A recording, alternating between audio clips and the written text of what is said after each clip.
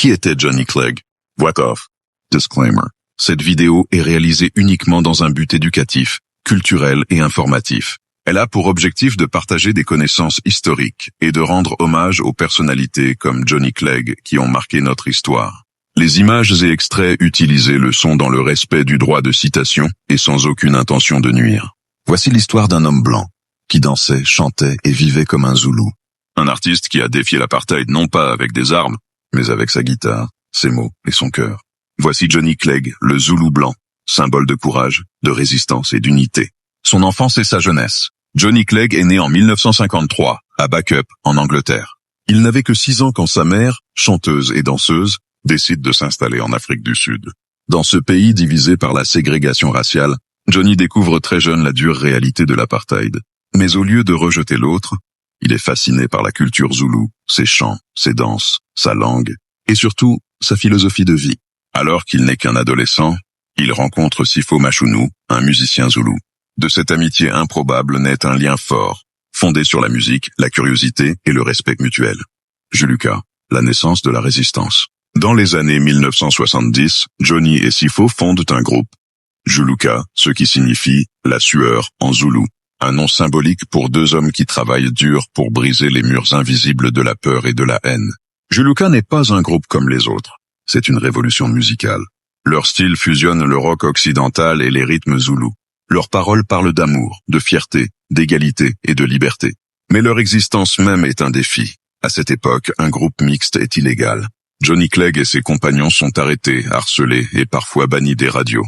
Pourtant, ils continuent à jouer dans des lieux secrets, dans les townships, devant un public de toutes couleurs. La voix de la liberté et la rencontre avec Mandela avant de continuer, souvenez-vous, une histoire ne survit que lorsqu'elle est partagée.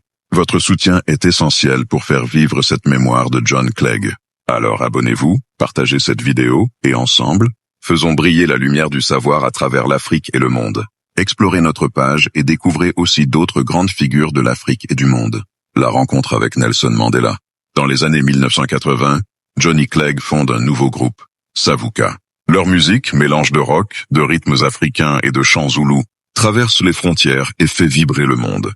Mais c'est une chanson en particulier qui changera tout. Asimbonanga. Ce qui signifie « nous ne l'avons pas vu » en zoulou. Cette chanson rend hommage à Nelson Mandela, alors emprisonné à Robben Island. À cette époque, il était interdit de prononcer le nom de Mandela à la radio sud-africaine.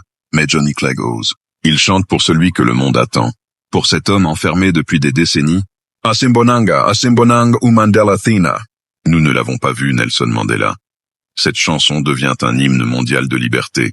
Reprise dans les stades, chantée dans les manifestations, et écoutée en secret dans les foyers sud-africains. Quelques années plus tard, après sa libération, Nelson Mandela assiste à un concert de Johnny Clegg à Johannesburg, en 1999. Pendant que Johnny interprète Asimbonanga, une silhouette monte lentement sur scène. Le public se fige. Et soudain, Mandela apparaît. Johnny s'arrête de chanter, ému, les larmes aux yeux. Mandela s'avance, sourit et prend la parole. Cette chanson m'a accompagné dans ma captivité. Merci Johnny Clegg d'avoir chanté notre liberté alors même que je ne pouvais pas t'entendre. Le public éclate en sanglots et en applaudissements. Ce moment restera gravé à jamais dans la mémoire de la nation. Celui où la voix de la musique rejoignit la voix de la liberté. Johnny Clegg et Nelson Mandela se sont ensuite liés d'une profonde estime mutuelle. Mandela voyait en lui un symbole de réconciliation. Et Clegg disait de Mandela, « Il incarnait ce que je chantais, les unités dans la diversité, la force du pardon et la beauté de l'humanité. L'artiste est l'homme. » Mais Johnny Clegg, ce n'est pas seulement la musique. C'est aussi un anthropologue, un enseignant et un pont entre les cultures. Il parlait couramment le zoulou, enseignait la danse traditionnelle et prêchait par l'exemple que la différence n'est pas une menace, mais une richesse. Malgré la célébrité, il reste humble, proche du peuple. Il joue autant pour les foules d'Europe que pour les enfants des townships. Il se bat contre le cancer pendant plusieurs années, mais continue à chanter, à sourire, à transmettre son message d'espoir. L'héritage du Zoulou blanc. Le 16 juillet 2019, Johnny Clegg s'éteint à Johannesburg. Mais son esprit, lui, continue de danser. Son héritage vit dans chaque accord de guitare, dans chaque pas de danse zoulou, dans chaque rêve d'un monde sans frontières. On se souvient de lui non comme d'un artiste blanc en Afrique, mais comme d'un Africain de cœur, un homme qui a chanté pour que les hommes se regardent enfin comme des frères. Merci pour votre attention.